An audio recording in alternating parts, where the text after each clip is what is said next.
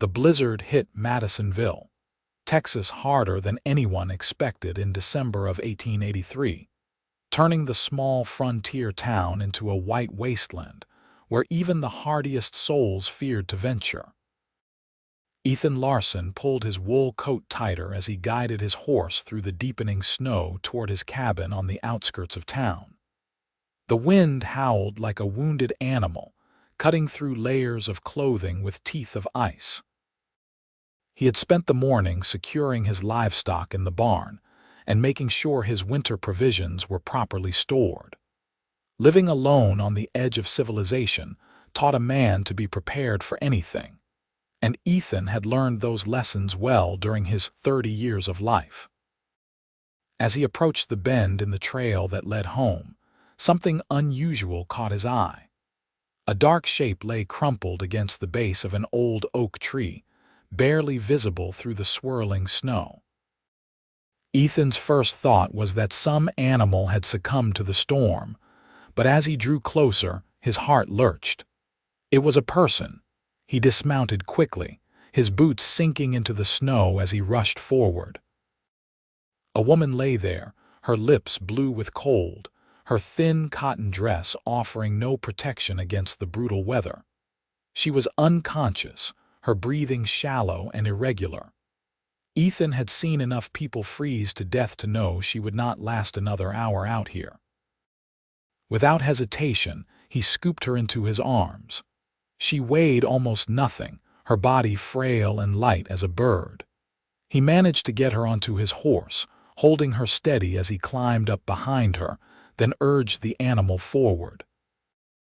His cabin was only a quarter-mile ahead, but in these conditions, it felt like a lifetime away.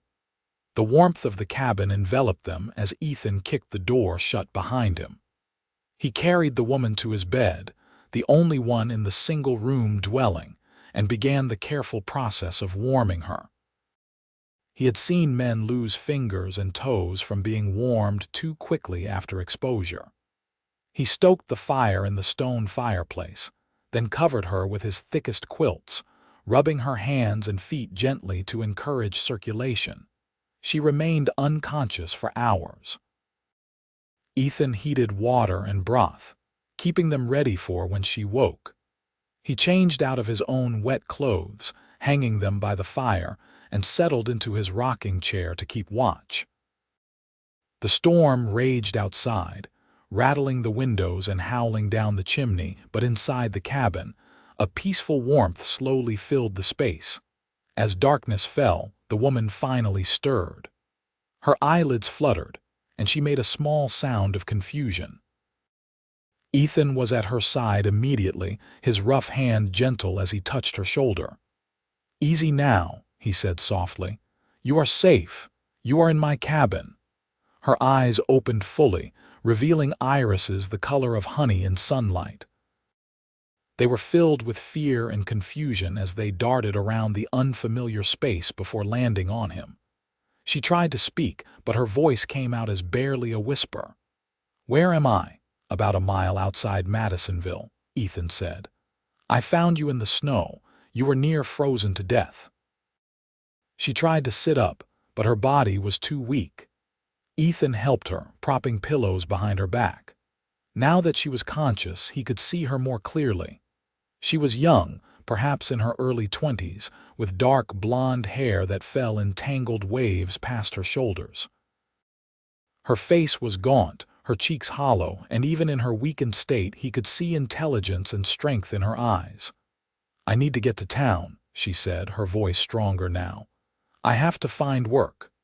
"Nothing is getting through this storm tonight," Ethan replied. "You are lucky to be alive." "What were you doing out there in nothing but a summer dress?" Her eyes filled with tears, and she looked away. "I lost everything. My husband died of fever 3 months ago. The bank took our farm. I have been traveling, trying to find work, but no one has any use for a woman alone.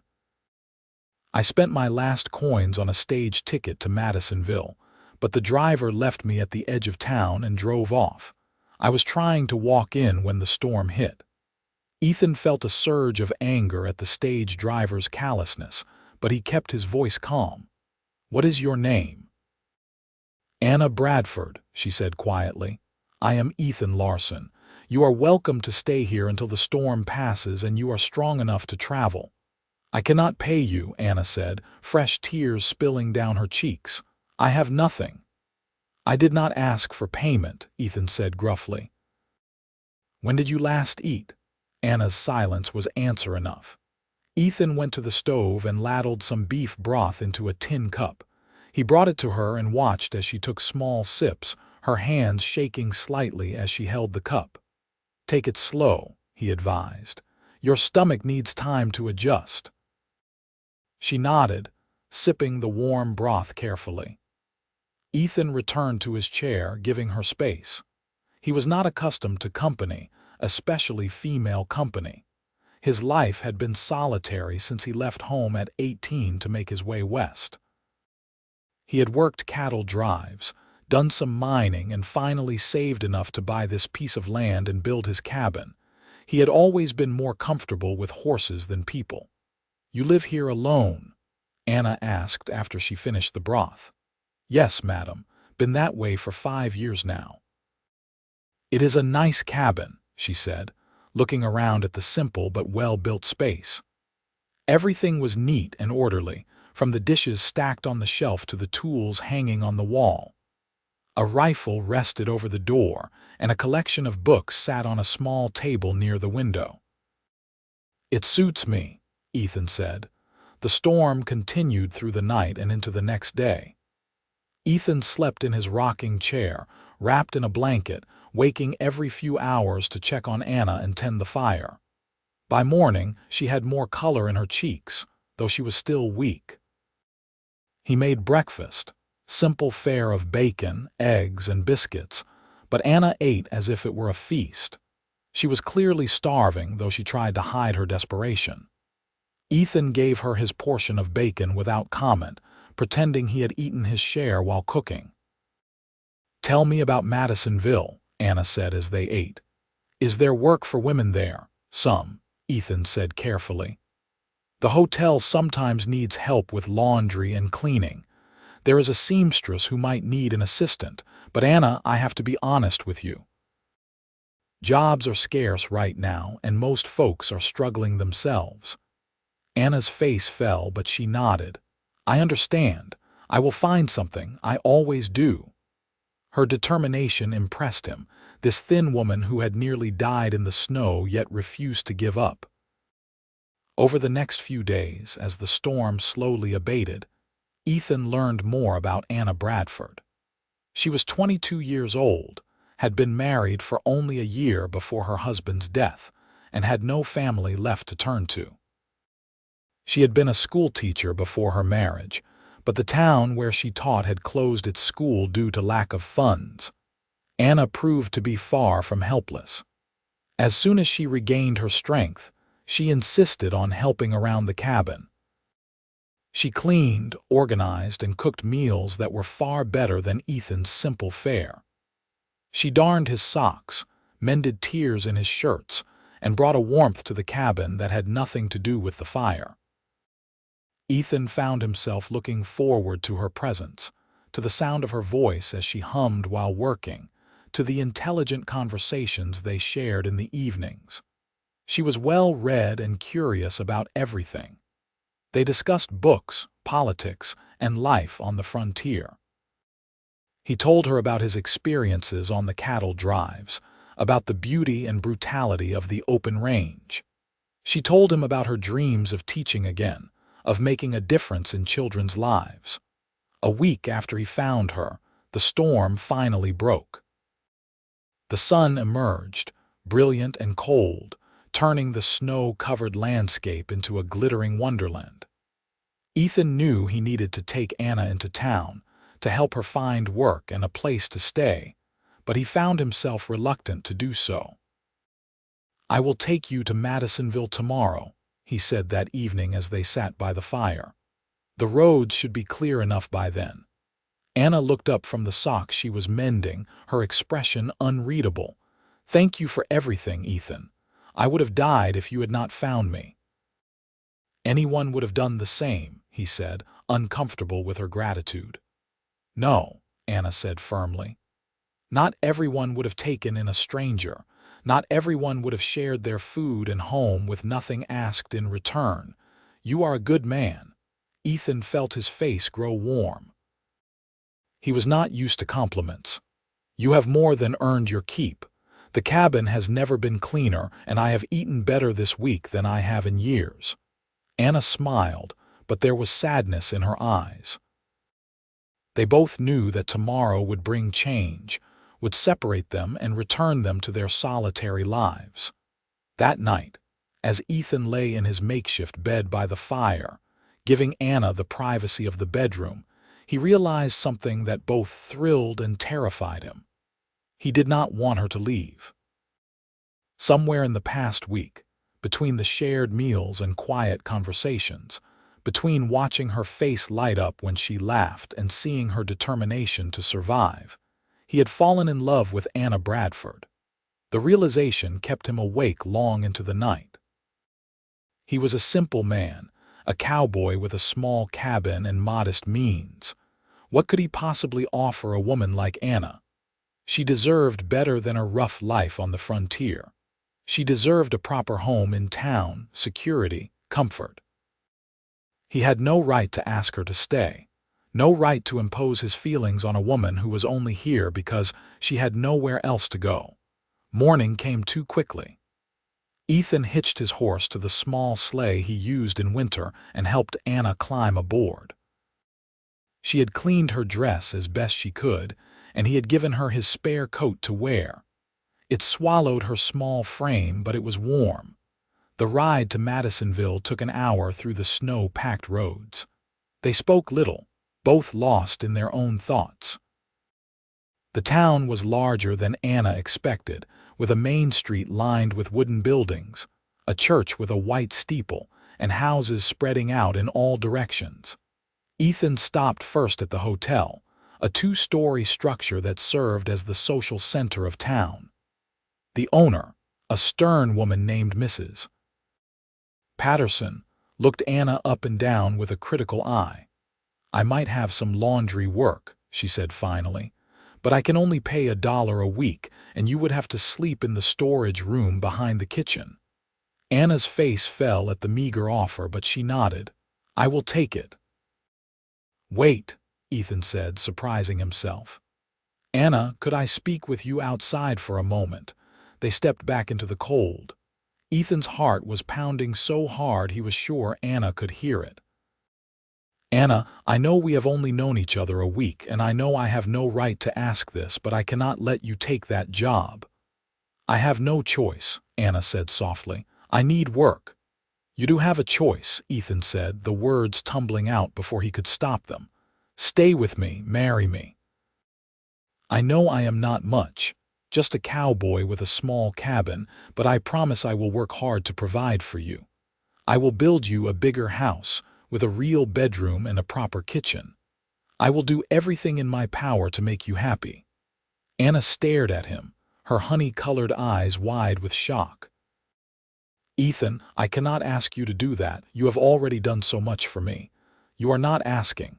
I am offering." He took her hands in his, warming them with his own. "Anna, these past few days with you have been the happiest of my life. I know it is crazy and sudden, but I have fallen in love with you. If you feel even a fraction of what I feel, then give us a chance. Give me a chance to prove I can make you happy." Tears streamed down Anna's face, but she was smiling. "Oh, Ethan, I thought I was alone in feeling this way. I love you too. I have been dreading leaving your cabin, leaving you. Yes, I will marry you. Yes, 1,000 times yes." Relief and joy flooded through Ethan. He pulled her into his arms, holding her close, not caring that they were standing in the middle of Madisonville's main street. Anna wrapped her arms around him, burying her face in his chest. "I will do everything I can to be a good wife to you," she whispered. "You already make me happier than I ever thought possible," Ethan replied. They found the town's minister, Reverend Douglas, and explained their situation. He was a kind man with understanding eyes who agreed to marry them that very afternoon. They would need witnesses, so Ethan asked the blacksmith, Tom Jenkins, and his wife Martha, who were the closest thing he had to friends in town. The ceremony was simple, held in the small church with sunlight streaming through the windows and reflecting off the snow outside. Anna wore her cleaned dress, and Ethan had borrowed a proper jacket from Tom. When the Reverend pronounced them husband and wife, Ethan kissed Anna gently, sealing their vows. Martha Jenkins hugged Anna warmly after the ceremony. "Welcome to Madisonville, dear. If you need anything at all, you come see me." "Thank you," Anna said, clearly moved by the kindness. They stopped at the general store on the way home, and Ethan bought supplies with some of his carefully saved money. He purchased fabric for new dresses for Anna, more food staples, and a few small luxuries like real coffee and sugar. Anna protested the expense, but Ethan insisted. "You are my wife now," he said. "Let me take care of you." As they drove back to the cabin, now their home together, Anna leaned against Ethan's shoulder. "I cannot believe this is real. This morning I thought I would be sleeping in a storage room doing laundry for pennies. Now I am married to the kindest man I have ever met." "I am the lucky one," Ethan said. "I found you in the snow and you brought warmth into my life." That night they sat together by the fire, Anna curled up against Ethan on the newly rearranged furniture. They had pushed his rocking chair closer to the hearth and moved the small sofa he rarely used beside it, creating a cozy space for two. "Tell me about your dreams," Ethan said, stroking her hair gently. "What do you want for our future?" Anna was quiet for a moment, thinking. "I want to teach again someday. I want children if we are blessed with them. I want a garden in the spring where I can grow vegetables and flowers. But mostly, I just want us together." "I want all of that too," Ethan said. "And Anna, I meant what I said about building you a bigger house. Come spring, I will start on it. We will have a proper home." "This cabin already feels like home because you are in it," Anna said, looking up at him with such love in her eyes that Ethan's breath caught. He kissed her then, properly this time, without the minister watching or the weight of propriety holding him back. Anna responded with equal passion, and they lost themselves in each other, celebrating their new marriage and the unexpected love that had blossomed between them. The winter passed in a cocoon of happiness. Ethan continued his work, caring for his livestock and doing odd jobs for neighboring ranchers when the weather permitted. Anna transformed the cabin into a true home. She sewed curtains for the windows, braided rag rugs for the floor, and cooked meals that filled the space with delicious aromas. They talked endlessly, learning everything about each other. Ethan told her about his childhood in Missouri, about leaving home after his parents died of cholera, about the loneliness that had been his constant companion until he found her. Anna shared her own stories of growing up in Tennessee, of her love of books and learning, of the brief happiness she had known with her first husband before illness took him. "You think about him?"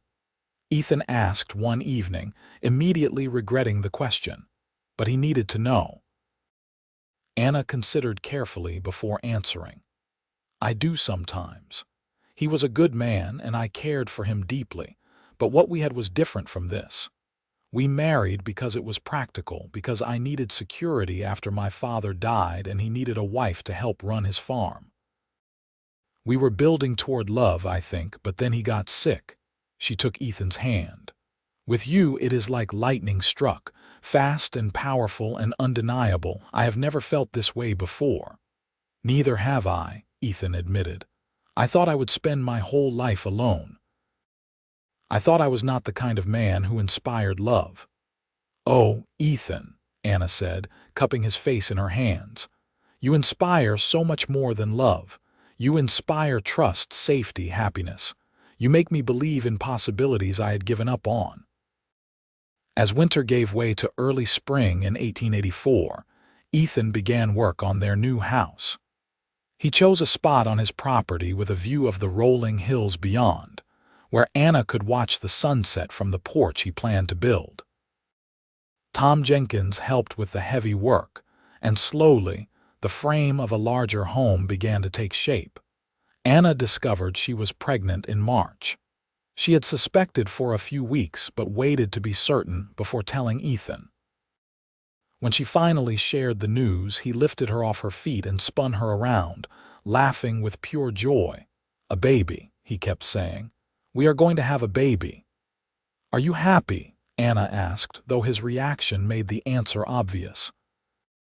"Happy does not begin to cover it," Ethan said, setting her down carefully as if she might break. "Are you feeling well? Do you need anything? Should you be resting?" Anna laughed at his sudden concern. "I am fine, Ethan. Women have been having babies since the beginning of time. But yes, I am happy too, scared but happy." "I will take care of you," Ethan promised. "Both of you." He was true to his word. He finished the house by early summer, a beautiful structure with 2 bedrooms, a real kitchen, a living area, and the promised porch. They moved their belongings from the cabin, which Ethan planned to convert into a storage building and workshop. Anna nested, preparing for the baby's arrival.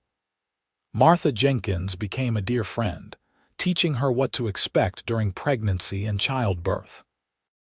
The women of Madisonville gradually accepted Anna into their community, impressed by her kindness and intelligence. Ethan worked harder than ever, taking on extra jobs to save money for the baby's needs and their future. But he never let work keep him from Anna. Every evening he returned home to her, and they would sit on their new porch, watching the Texas sky turn brilliant shades of orange and pink. "I have been thinking," Anna said one evening in July, her hand resting on her rounded belly, "about teaching again. Once the baby is older, I mean. There are at least a dozen children in the area who are not getting any education. Maybe I could start a small school here at the house." "I think that is a wonderful idea," Ethan said. "You would make an excellent teacher. You have already taught me so much." "What have I taught you?" Anna asked, amused. "That I can be loved," Ethan said simply. "That I am worthy of love. That is the greatest lesson anyone could learn." Anna leaned over and kissed him softly. "You have taught me something too. You taught me that home is not a place, it is a person. You are my home, Ethan Larsen." Their son was born in October, on a crisp autumn day when the leaves were turning gold and the air smelled of wood smoke and possibility. The labor was long and difficult, and Ethan paced the living room while Martha and the midwife attended to Anna. When he finally heard his son's first cry, tears streamed down his face. Martha emerged, smiling. "You have a healthy boy, Ethan, and Anna is tired but doing well. Come meet your son." Ethan entered the bedroom on shaking legs. Anna lay in their bed, looking exhausted but radiant, holding a small bundle wrapped in a blanket she had sewn herself. She looked up at him with such love and pride that his heart felt too big for his chest. "Meet your son," she said softly. Ethan sat carefully on the edge of the bed and looked down at the tiny face peeking out from the blanket. The baby had a shock of dark hair and was making small sounds as he moved his miniature fists. Something fundamental shifted inside Ethan as he looked at his son. This was his family. This was what his whole life had been leading to. "He is perfect," Ethan whispered. "You are amazing. Thank you for this gift." "What should we name him?" Anna asked. They had discussed names for months but never settled on one. Now, looking at his son, Ethan knew. "James," he said. "After my father. James Thomas Larsen." "James," Anna repeated, testing the name. "I love it. Hello, James. Welcome to the world." The first months of parenthood were challenging. James was a colicky baby who cried often and slept little. Anna was exhausted, and Ethan felt helpless watching her struggle, but they supported each other through it. Ethan would walk the floor with James at night, singing old trail songs in his rough voice until the baby finally settled. Anna would rest when she could, and slowly, they found their rhythm as parents. By the time James was 6 months old, life had settled into a comfortable pattern. The baby was healthier and happier, sleeping through most nights. Anna had regained her energy and was talking seriously about starting her school.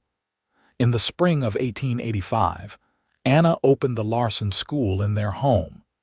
She started with just 3 students, children of neighboring ranchers who were desperate for their kids to get an education. She taught reading, writing, arithmetic, history, and geography.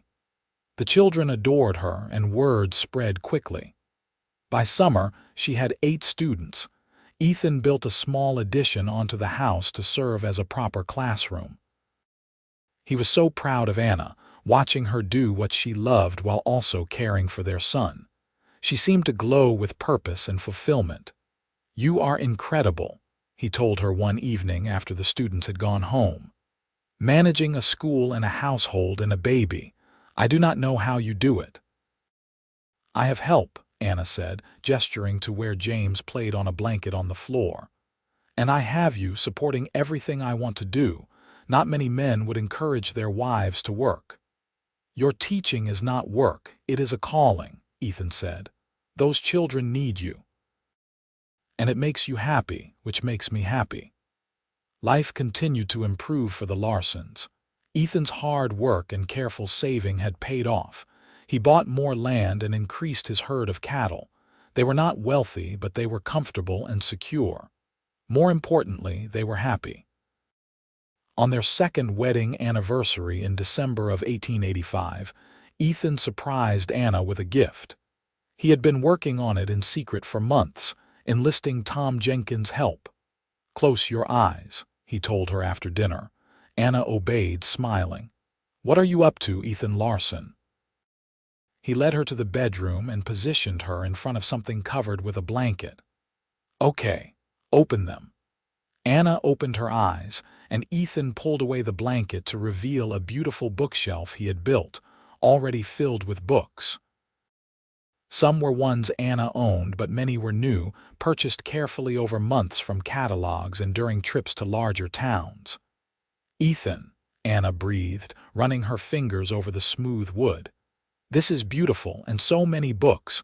This must have cost a fortune." "You are worth it," Ethan said. "I know how much you love reading. I wanted you to have your own library." Anna turned and threw her arms around him. "Thank you. Thank you for always thinking of ways to make me happy." "That is my job," Ethan said, holding her close. "My favorite job." They made love that night with the passion and tenderness that had only grown stronger over the 2 years of their marriage. Afterward, lying tangled together in their bed, Anna traced circles on Ethan's chest. "I have news," she said softly. "What kind of news?" Ethan asked, though something in her tone made his heart skip. "The good kind," Anna said, looking up at him with sparkling eyes. "We are going to have another baby." Joy flooded through Ethan. "Really? Are you sure?" "Very sure," Anna said. "I think James will have a brother or sister by next summer." Ethan kissed her deeply. "I love you so much, Anna. You have given me everything I never knew I needed." "You gave me life," Anna said seriously. "Literally and figuratively. I was dying in that snow, dying in so many ways. You saved me and loved me and gave me a reason to thrive. I will love you forever for that." Their daughter was born in June of 1886, an easy birth compared to James. They named her Sarah Elizabeth, and she was a calm, content baby from the start. James, now 20 months old, was fascinated by his baby sister, wanting to help with everything. The Larsen household was full of life and noise and love. Anna continued teaching, now with help from a young woman named Rebecca who assisted with both the school and child care. The school had grown to 12 students, and there was talk of building a proper schoolhouse in town, with Anna as the head teacher. "I am not sure I want that," Anna confessed to Ethan one evening. "I love teaching, but I love having the school here, being able to see you and the children throughout the day. If I moved the school to town, I would be away from home so much." "Then keep it here," Ethan said. "We have the space and it works well. Not everything needs to change just because it is what others think we should do." "You always know what to say," Anna said, smiling at him. "I just want you to be happy," Ethan said. "That has been my goal since the day I married you." As the children grew, the Larsen home became a center of community activity. Anna's school was respected throughout the area. Ethan's ranch prospered, and he employed several men, treating them fairly and earning their loyalty. The couple became known for their generosity, always willing to help neighbors in need, just as Ethan had once helped a starving woman in a snowstorm. In the winter of 1888, a terrible blizzard struck Madisonville, reminiscent of the storm that had brought Ethan and Anna together 5 years earlier. The town rallied, making sure everyone had adequate food and shelter. Ethan and Anna opened their home to 3 families whose cabins were not sturdy enough to withstand the weather.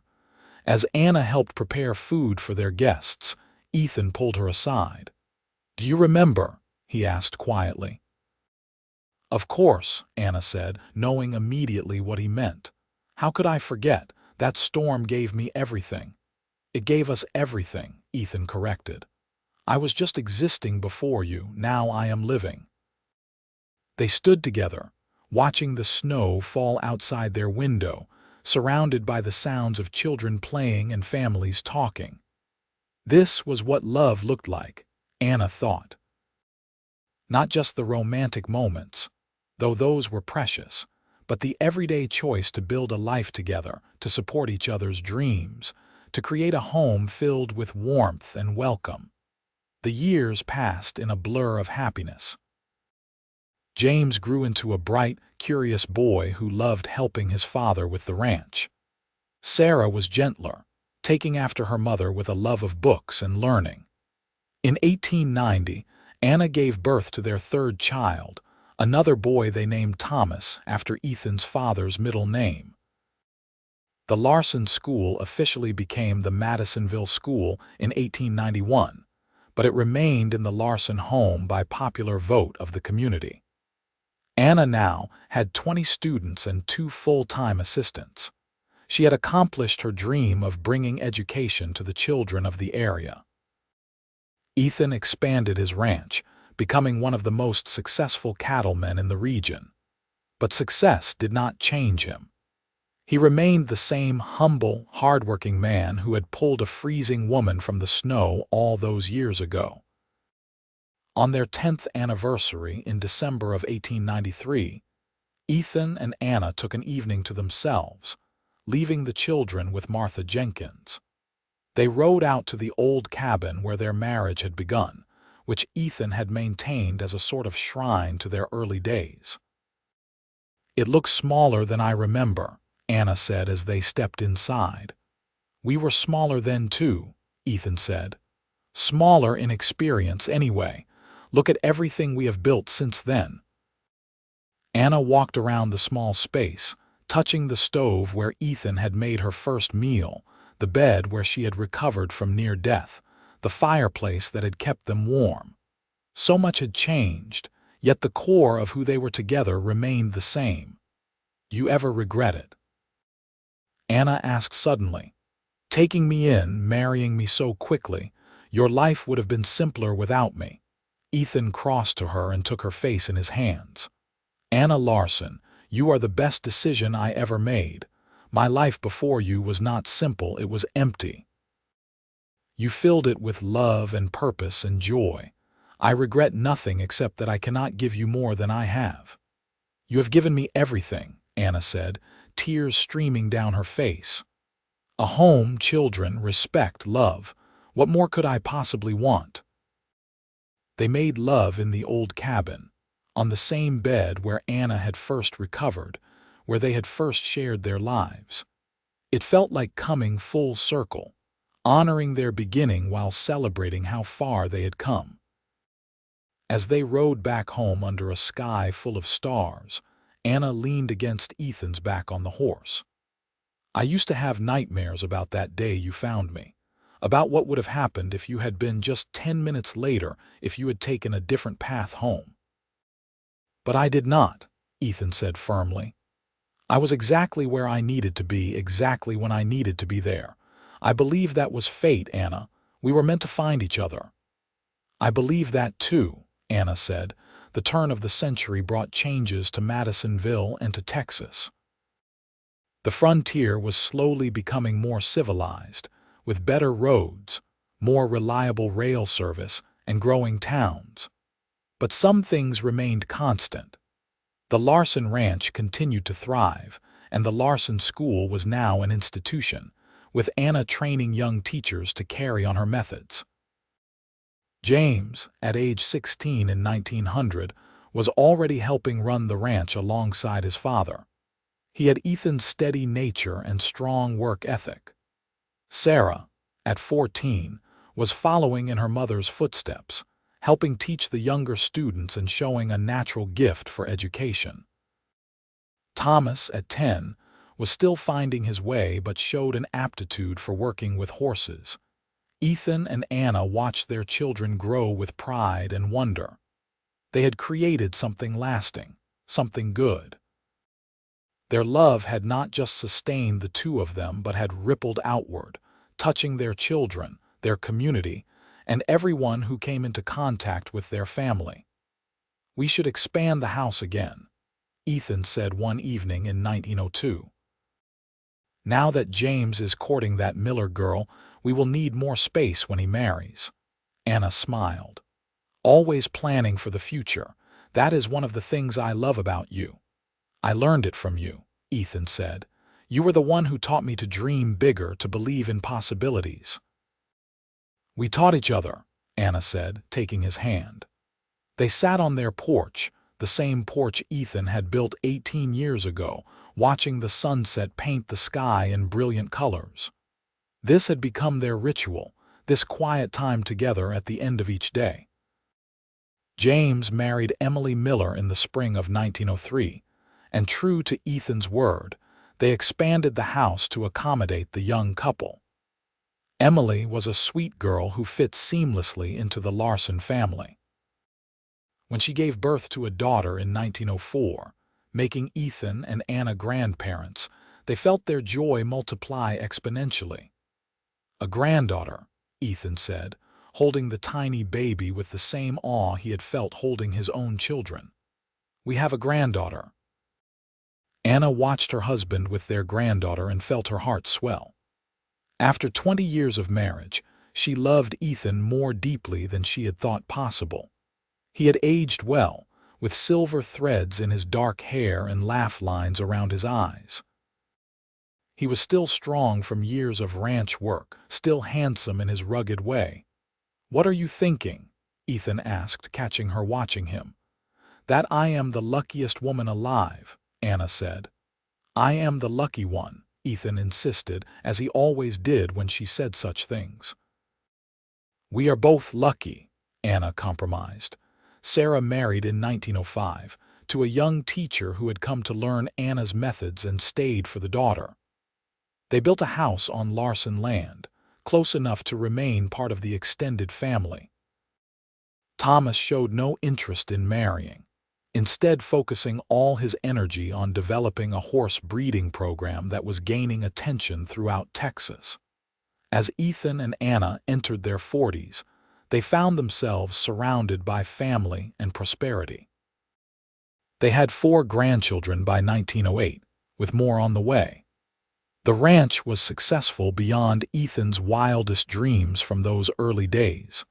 The school had educated hundreds of children, many of whom came back to thank Anna for starting them on paths they would never have found otherwise. One December evening in 1908, 25 years to the day after Ethan found Anna in the snow, they returned to their tradition of visiting the old cabin. It was now a storage building, but they had kept one corner much as it had been, with the old bed and the rocking chair. 25 years, Anna said wonderingly. Half my life has been spent loving you. The better half, I hope, Ethan said with a smile. The best half, Anna confirmed. Though I like to think the best is still ahead of us. I know it is, Ethan said. Every year with you gets better than the last. That is the amazing thing about what we have. It does not fade or diminish. It grows stronger. Anna thought about the woman she had been at 22, starving and freezing and desperate.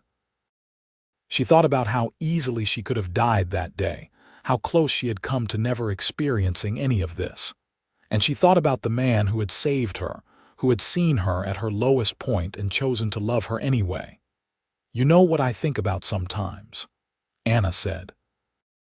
That stage driver who left me at the edge of town in a blizzard. I used to be so angry at him. But now I think maybe he did me a favor.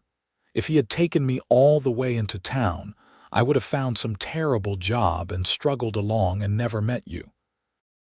Everything had to happen exactly as it did for us to find each other. I like that way of thinking about it, Ethan said, though I still would like to punch that driver if I ever met him. Anna laughed. My protector. You have been protecting me since the moment we met. And I will protect you until my last breath, Ethan said seriously. That is my promise to you. They stood in the old cabin, holding each other as they had so many times over the years. Outside, snow began to fall, soft and gentle, nothing like the blizzard that had raged 25 years ago. But it was enough to remind them of where they started, of the miracle of their meeting. Thank you, Anna whispered against Ethan's chest. For what? He asked. For sharing your winter provisions with me, for giving me warmth and food and shelter when I had nothing. You gave me far more in return, Ethan said. You gave me love, you gave me a family, you gave me a reason to be the best man I could be. We gave that to each other, Anna said. They stayed in the cabin a while longer, wrapped in each other's arms and in memories of 25 years of marriage. Then they rode home together, back to the house full of family and light and laughter, back to the life they had built from nothing but love and determination. The years continued to pass. Ethan and Anna aged gracefully, their love remaining strong even as their bodies slowed down. Ethan handed over more responsibility for the ranch to James, who ran it with the same dedication his father had shown. Thomas's horse breeding program became one of the most respected in the state. Sarah became the official head teacher of the Madisonville School, which had finally moved into its own building but still followed Anna's teaching philosophy. By 1915, Ethan and Anna had 10 grandchildren, ranging in age from newborn to 11. Their home was always full of family, especially on Sundays when everyone gathered for dinner. Anna would cook enormous meals, though she now had plenty of help from her daughters-in-law. Ethan would sit at the head of the table, surrounded by the fruits of his love for Anna, and feel a contentment so deep it was almost painful. Happy? Anna would ask him, as she had been asking him for 32 years. Always with you, he would answer, as he always did. In the spring of 1918, Madisonville celebrated its 70th anniversary as an incorporated town. The celebration committee asked Ethan and Anna to speak at the festivities, recognizing them as pillars of the community. Anna was nervous about public speaking, but Ethan encouraged her. Just tell our story. Tell them how a cowboy and a starving woman fell in love in a blizzard. So that is what Anna did. Standing before the gathered townspeople, she told the story of the worst day of her life that turned into the best. She told about being left in the snow, about waking up in a strange cabin, about the man who had asked nothing of her but gave her everything. Ethan Larsen could have ignored me that day, Anna said, her voice strong and clear. He could have assumed I was just an animal in the snow, or he could have decided the risk of helping a stranger was too great. But he did not. He stopped, he cared, and he saved my life.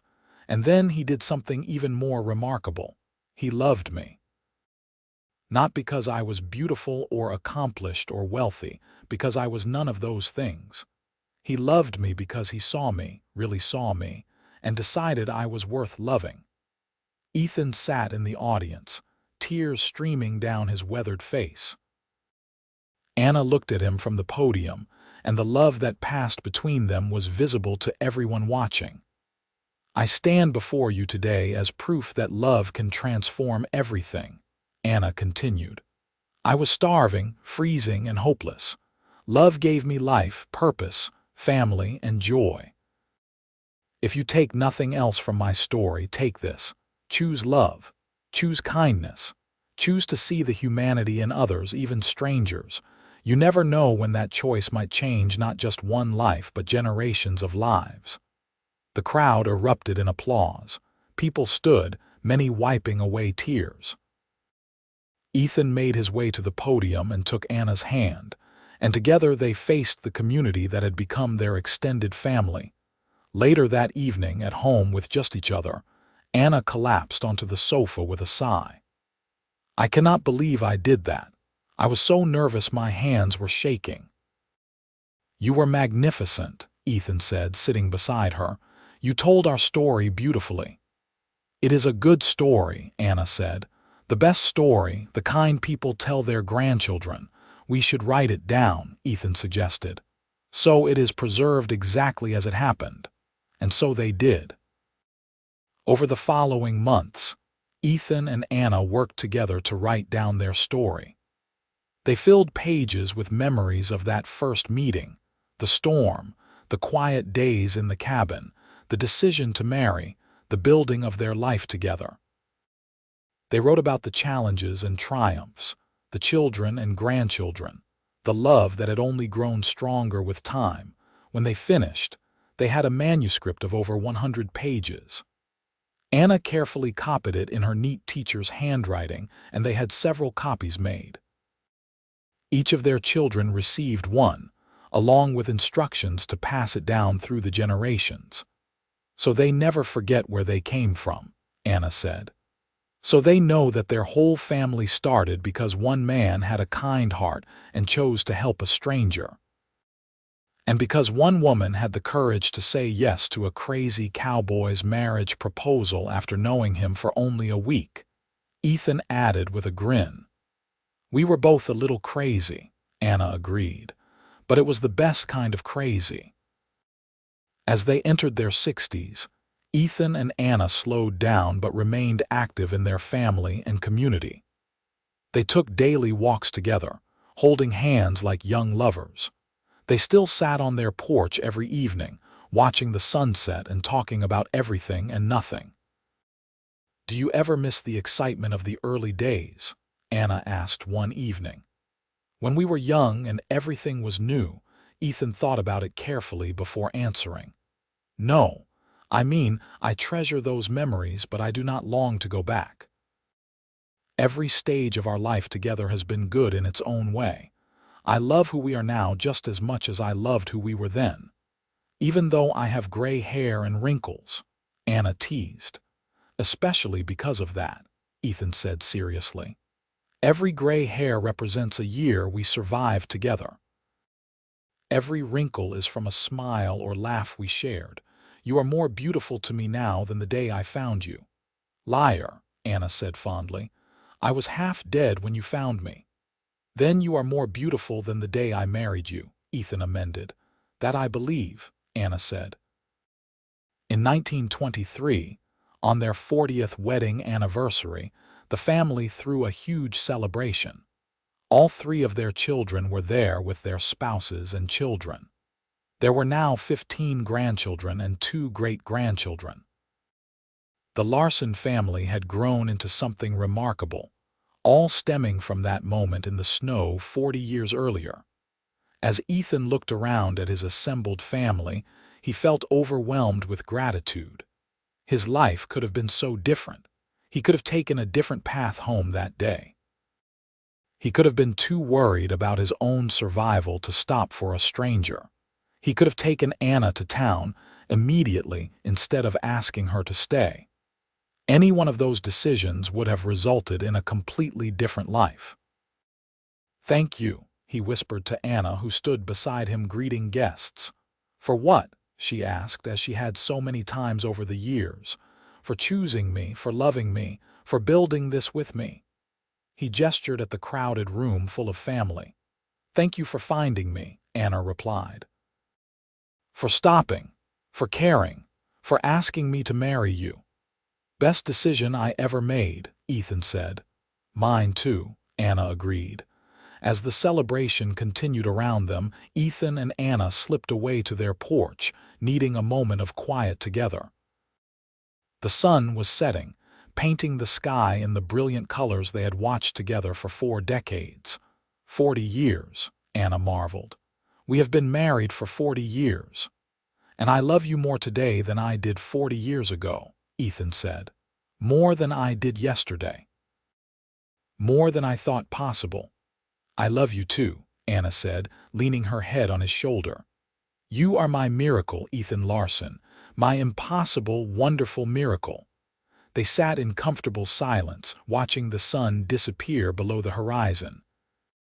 Inside the house, they could hear their family laughing and talking. This was their legacy, this love and family and joy. "You remember what you said to me that first night I was conscious in your cabin?" Anna asked. "You said I was safe. I did not believe you at first, but you proved it every day. You made me feel safe in a world that had been so hard and cruel." "You made me feel whole," Ethan said. "I did not even realize I was broken until you fixed me." "We fixed each other," Anna said. As darkness fell and stars appeared in the sky, Ethan and Anna remained on their porch, holding hands and counting their blessings. They had been given a gift that December day in 1883, a gift of love and life and second chances. They had taken that gift and nurtured it, built upon it, and created something that would last long after they were gone. The years continued to be kind to Ethan and Anna Larsen. They lived to see their children's children grow and have children of their own. They celebrated 50 years of marriage in 1933, surrounded by a family that now numbered in the dozens. Ethan was 80 years old, and Anna was 72, both showing the signs of age but still sharp in mind and strong in spirit. On a cold December evening in 1934, 51 years after their first meeting, Anna became ill with pneumonia. Despite the best efforts of doctors and the devoted care of her family, she grew weaker. Ethan refused to leave her side, holding her hand and talking to her about their life together. "I am not ready to let you go," he told her honestly. "I will never be ready." Anna squeezed his hand with what strength she had left. "I am not going far. I will be waiting for you whenever you are ready to join me. We will have eternity together." "Tell me your favorite memory," Ethan said, desperate to keep her talking, to keep her with him. Anna smiled, her eyes distant with remembering. "The morning after you asked me to marry you, waking up and realizing it was not a dream, that you truly wanted me, that I was going to have a second chance at life and love. That was the moment I knew everything would be okay." "Mine too," Ethan said, though he had 1,000 favorite memories to choose from. "Though every day with you has been a gift." Anna's breathing became more labored. The family was called in and they surrounded the bed, their children and grandchildren and great-grandchildren. Anna looked at each of them, her eyes full of love. "You are my legacy," she whispered. "All of you, love each other, take care of each other. And never forget that this whole family exists because one man chose kindness over indifference." She looked at Ethan one last time. "I love you. Thank you for 51 years of happiness. I love you, Ethan said, his voice breaking. Thank you for everything. Anna closed her eyes and, surrounded by family and holding the hand of the man who had saved her and loved her, she passed peacefully from the world. Ethan's grief was profound, but he bore it with the same quiet strength that had defined his life. He lived for 3 more years, spending his time with his family and maintaining the home he and Anna had built together. He never remarried, never even considered it. Anna had been his one true love, and he was content to wait for her. In the winter of 1937, 54 years after he pulled a starving woman from the snow, Ethan Larsen died peacefully in his sleep in the home he had built for his bride. He was 83 years old and had lived a full, rich life. The family buried Ethan next to Anna in the Madisonville cemetery. The entire town turned out for the funeral, wanting to pay respects to a man who had embodied the best of frontier values: hard work, integrity, kindness, and love. James Larsen stood at his father's grave and told the assembled mourners about the manuscript his parents had written, the story of how they met and fell in love. He read passages from it, reminding everyone of the power of one kind act, one moment of compassion. My father could have ridden past my mother that day, James said. He could have ignored her and no one would have blamed him. Instead, he stopped. He helped. He loved. And because of that choice, all of us exist. 3 children, 15 grandchildren, 23 great-grandchildren, and counting. An entire family tree grew from one act of kindness.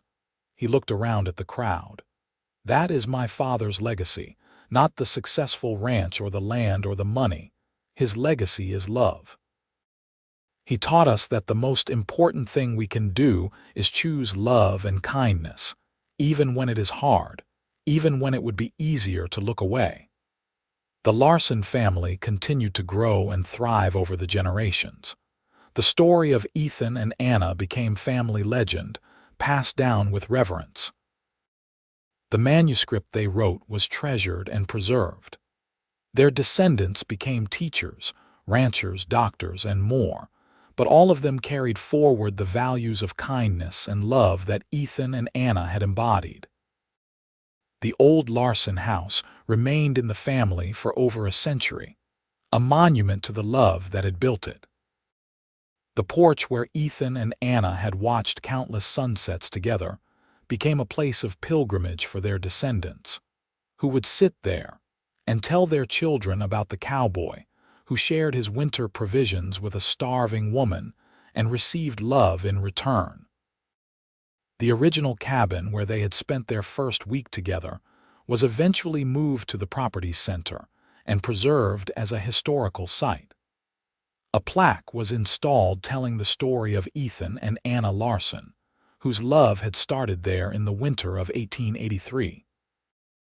Madisonville grew and changed over the decades, from frontier town to modern city, but the Larsen family remained a constant presence.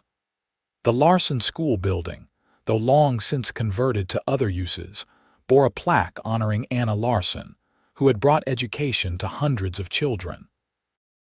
The land Ethan had ranched became a nature preserve, donated by the family with the stipulation that it remain undeveloped, a reminder of the Texas frontier that had shaped their ancestors.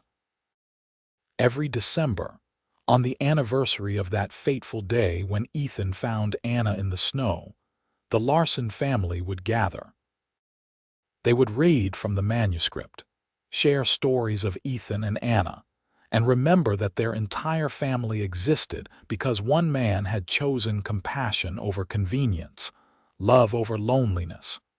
The story of Ethan and Anna Larsen became more than just family history. It was taught in schools as an example of frontier kindness. Their manuscript was eventually published, touching hearts around the world with its simple message: that love can transform everything, that kindness matters, that one decision can ripple through generations. But perhaps the greatest testament to their love was not the stories or the preserved buildings or the historical plaques. It was the family they created, the descendants who carried their values forward, who chose kindness and love in their own lives because they had learned from Ethan and Anna's example. In the end, Ethan Larsen had been right when he found Anna in that snowstorm. He had said anyone would have done the same, but that was not true. Not everyone would have stopped. Not everyone would have cared. Not everyone would have opened their home and heart to a stranger. Ethan did, and in doing so, he not only saved Anna's life but created a legacy of love that would endure for generations. Anna had been right too. She had told Ethan that he had given her life, literally and figuratively. But their love had given life to so much more. A family, a community, a tradition of kindness that spread far beyond them. Their story proved that the greatest adventures do not always involve traveling far or doing grand things. Sometimes the greatest adventure is simply opening your heart to love, being brave enough to help a stranger, and building a life together one day at a time. Ethan and Anna had done that, and in doing so, they had created something eternal. The cowboy who shared his winter provisions with a starving woman received far more than love in return. He received a family, a purpose, a life filled with meaning and joy. But if you had asked Ethan Larsen what his greatest treasure was, he would have said, without hesitation, that it was Anna. Just Anna. The woman he found in the snow, the woman he married after a week, the woman he loved for over 5 decades. And Anna would have said the same about Ethan. The man who stopped when he could have kept riding.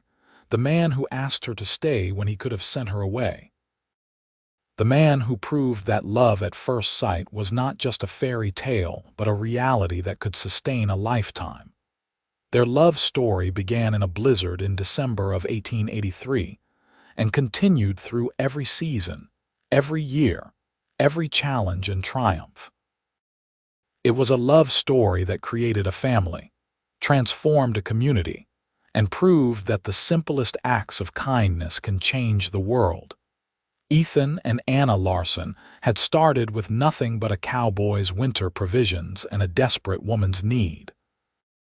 They ended with everything: love, family, respect, fulfillment, and a legacy that would endure forever. It was more than either of them could have imagined on that cold December day when their paths crossed in a snowstorm outside Madisonville, Texas. It was, quite simply, the greatest love story the frontier had ever known. And it all began because one cowboy decided to stop, to care, and to love.